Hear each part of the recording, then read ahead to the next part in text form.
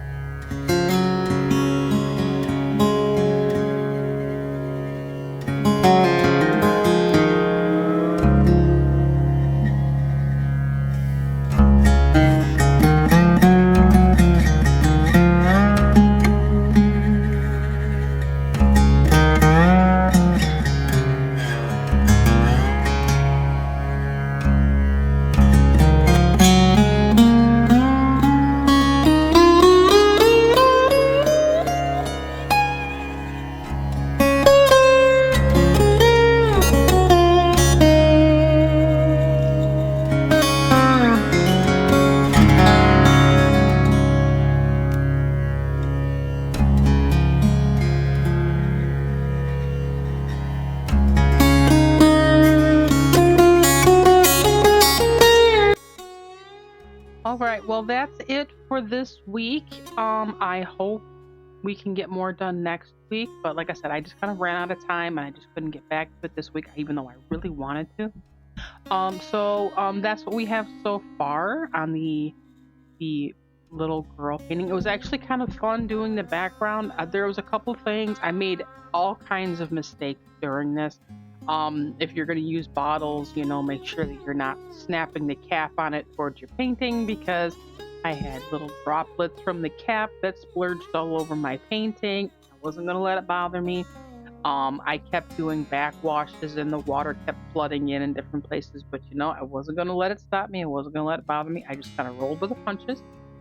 It's not going to look exactly like my reference photo, because you have to let the watercolor paper be watercolor paper and it's going to do what it wants to do. I was just trying to direct it in a fashion that appealed to my eye. I didn't care if the watercolor, the background part matched. I was trying for it, but you can't really make it look exactly like the picture because it is in fact watercolor. And this is only like my second one, so I'm going to give myself a little pat on the back and just kind of roll with the punches. So as far as I'm concerned, as long as it looks good to my eye, I am perfectly fine. So you got to learn to just kind of like go with the flow of the watercolor paper, so to speak.